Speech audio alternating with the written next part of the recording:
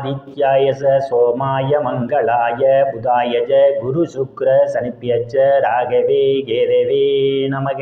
உலகை கட்டி காக்கும் பரமேஸ்வரன் பார்வதியின் திருவருளால் அனைவரும் நலமுடன் வாழ அந்த எல்லாம் வல்ல இறைவனை வணங்கி நேரில் அனைவருக்கும் எனது அன்பான வணக்கங்களை தெரிவித்துக் கொள்கின்றேன். இன்றைய பதிவிலே நாம் பார்க்க இருப்பது 2025 மே மாதம் நடக்கக்கூடிய குரு பயிற்சிக்கான பலன்கள். குரு பகவான் ரிஷப ராசியிலிருந்து மிதுன ராசி இடப்பெயர்ச்சியாக போகிறார். குரு பகவான் பொதுவாக நவகோள்களிலே மிகவும் முதன்மையான இயற்கை சுவர். இவர் இருக்கக்கூடிய இடத்தையும் சரி பார்க்கக்கூடிய இடத்தையும் சரி மேன்மைப்படுத்துவார். 2, 5, 7, 9, 11 ஆகிய வீடுகளில் குரு பகவான் பயணம் செய்யும் போது குரு பலம் பெற்று இருக்கின்றது. அந்த வீடுகளெல்லாம் மிகவும் சிறப்பாக இருக்கும் என்பது ஜோதிட சாஸ்திரத்தினுடைய விதிமுறை. அப்போ மற்ற 7 ராசிக்காரர்களுக்கும் சுப பலன்களை தரமாட்டாரா என்று ஒரு கேள்வி எழலாம். அவர் எங்கு இருந்தாலும் அவருடைய கடைக்கண் பார்வையானது 5, 7, 9 ஆகிய இடங்களை அவர் பார்க்கும் தன்மையுடையவர். ஆகவே அவர் இருக்கும் இடத்தை விட பார்க்கும் இடத்திற்கு பலம் அதிகம். குரு பார்க்க கோடி நன்மை என்பார்கள். குருடைய பார்வை பட்டுவிட்டால் அந்த இடமெல்லாம் புனிதமாகும். ஆகவே அனைத்து ராசிக்காரர்களுக்கும் ஒரு சில சங்கடங்களை தவிர அனைவருக்கும் சிறப்பான பலன்களையே இந்த குரு பயிற்சியில் தர காத்து கொண்டிருக்கின்றார். ஒரு சில சங்கடங்கள் என்று சொன்னேன். அந்த ஒரு சில சங்கடங்களும் நீங்கள் தவிர்த்து கொள்ள வேண்டுமென்றால் உங்களுடைய செயலும் சொல்லும் எந்த ஒரு மனிதரையும் பாதிக்காது, எந்த ஒரு ஜீவராசிகளையும் பாதிக்காது என்ற நம்பிக்கையோடு நீங்கள் செயல்பட்டால் உங்களுக்கு குரு பகவானுடைய அனுக்கிரகம் எந்நாளும் நிறைந்திருக்கும். குருவானவர் யார்?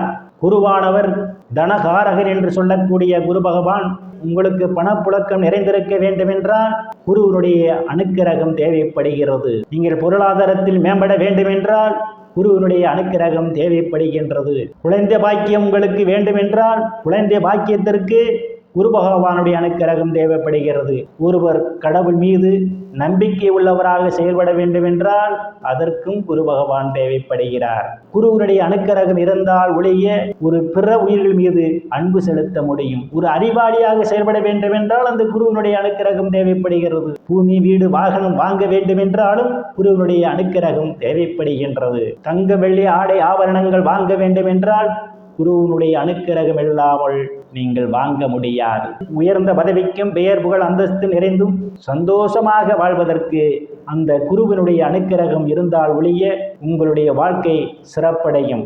ஆகவே அப்படிப்பட்ட குரு பகவான் ரிஷப ராசியிலிருந்து மிதுன ராசிக்கு இடப்பெயர்ச்சி ஆகிறார்.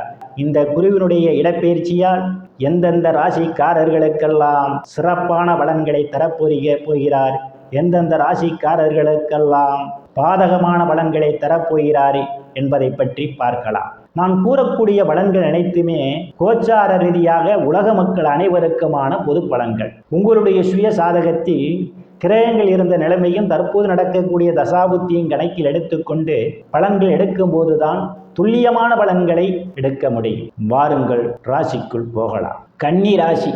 கன்னி ராசிக்காரர்களுக்கு குரு பகவான் 4, 7ஆம் வீட்டுக்கு அதிபதி. 10ஆம் வீட்டிலே அவர் பயணம் செய்து கொண்டிருக்கிறார். குரு பகவான் 10ஆம் வீட்டிலே பயணம் செய்வது மிகவும் சிறப்பு. ஆனால் அவர் பாதகாதிபதியும் கூட. குரு பகவான் பாதகாதிபதியாக இருந்தாலும் கோச்சார ரீதியாக உங்களுக்கு நற்பலன்களை கட்டாயம் தருவார். குரு பகவான் தான் இருக்கும் இடத்தை விட தான் பார்க்கக்கூடிய இடங்கள் மூலமாக சிறப்பான பலன்களை கன்னி ராசிக்காரர்களுக்கு தர காத்து கொண்டிருக்கிறார். குரு பகவான் தொழில் ஸ்தானத்திலே பயணம் செய்து கொண்டிருப்பதால் தொழில் மேம்படும். நீங்கள் செய்யக்கூடிய தொழிலிலே ஒரு அபரிமிதமான முன்னேற்றத்தை காண முடியும். வேலை தேடுபவர்களுக்கெல்லாம் அவரவர் தகுதிக்கு ஏற்றவாறு வேலைகள் கிடைப்பதற்கான வாய்ப்புகள் உண்டு. ஏற்கனவே பணியில் இருப்பவர்களுக்கு பதவி உயர்வு, பாராட்டு கிடைக்கும். பெயர் புகழ் அந்தஸ்திலிருந்து சந்தோஷம் நிரவக்கூடிய காலம் இந்த குரு பெயர்ச்சியால் உங்களுக்கு நடைபெற காத்து கொண்டிருக்கின்றது. அரசியலில் நல்ல முன்னேற்றமும் உயர் பொறுப்புகளும் சிலருக்கு தேடி வரும். அரசு மூலமாக உங்களுக்கு கிடைக்க வேண்டிய நற்பலன்கள் அனைத்தும் உரிய நேரத்தில் உரிய காலத்தில் உங்களுக்கு கிடைக்க இந்த குரு பகவான் உங்களுக்கு துணை புரிவார். உங்களுக்கும் உங்களுடைய மேல் அதிகாரிகளுக்கும் இருந்த கருத்து மோதல்கள் எல்லாம் மறைந்து ஒரு நல்ல நட்புணர்வு ஏற்படுவதற்கான காலமும் இந்த காலம். 10ஆம் வீட்டில் இருக்கின்ற குரு பகவான் தனது 5ஆம் பார்வையாக தனங்குடும்ப வாக்குஸ்தானத்தை பார்வையிடுவதால் நீங்கள் பொருளாதாரத்தில் மேன்மையடைய போகிறீர்கள். நீங்கள் எதிர்பார்த்து கொண்டிருந்த இடங்களில் இருந்தெல்லாம் பண வரவுகள் கிடைப்பதற்கான வாய்ப்புகள் உண்டு. இந்த குரு பெயர்ச்சியால் தங்க வெள்ளி ஆடை ஆபரணங்கள் வாங்க நினைப்பவர்கள் ஆசைகள்லாம் முழுமையாக பூர்த்தியாகும். குடும்ப உறுப்பினர்களில் ஒற்றுமை நிலவக்கூடிய காலம் இந்த காலம். சாதுரியமாக எதையும் பேசி எளிதில் சாதித்து விடுவீர்கள். உங்களை சுற்றி உள்ளவர்கள்லாம் உங்கள் பேச்சுக்கு மதிப்பு மரியாதையும் கொடுப்பார்கள். குரு பகவான் தனது 7ஆம் பார்வையாக உங்கள் ராசிக்கு 4ஆம் வீட்டை பார்வையிடுகிறார்.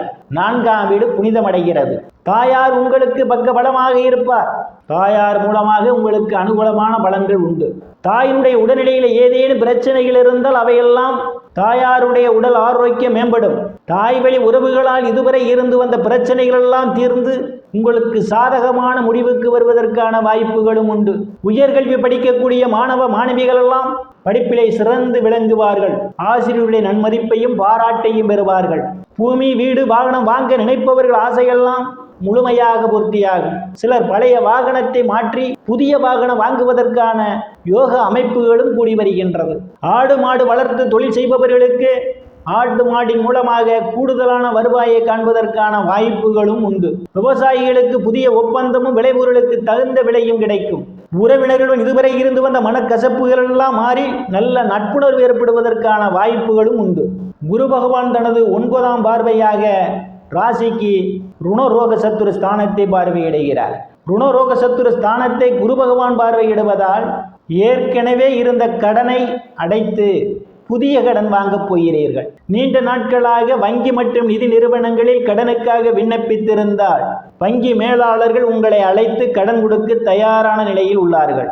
கூடுதலான வட்டிக்கு வாங்கிய பணத்தை குறைந்த வட்டியில் கடன் வாங்கி அடைக்கப் போகிறீர்கள். நீங்கள் வேலை செய்யக்கூடிய இடத்திலே சக பணியாளர்கள் உங்களுக்கு பக்க பலமாக இருப்பார்கள். அவர்களால் அனுகூலமான பலன்கள் உண்டு. தொழில் செய்பவர்களுக்கெல்லாம் தங்களுடைய தொழிலாளர்கள் விசுவாசமாக உங்களுக்கு நடந்து கொள்வார்கள். கன்னி ராசிக்காரர்கள் வியாழக்கிழமை தோறும் தட்சிணாமூர்த்திக்கு நெய்விளக்கு தீபம் ஏற்றி வழிபடுவதன் மூலமாக நீங்கள் பொருளாதாரத்தில் மேன்மையடைவீர்கள். நேயர்கள் அனைவரும் இறைவனுடைய திருவருளால் அனைத்து செல்வச் செழிப்பும் பெற்று சிறப்புடன் வாழ வேண்டும் என்று அந்த எல்லாம் வல்ல இறைவனை வணங்கி நேயர்களை மீண்டும் அடுத்த பதிவில் சந்திக்கும் வரை விடைபெறுவது ஜோதிடர் எஸ் ராமன். நன்றி, வணக்கம்.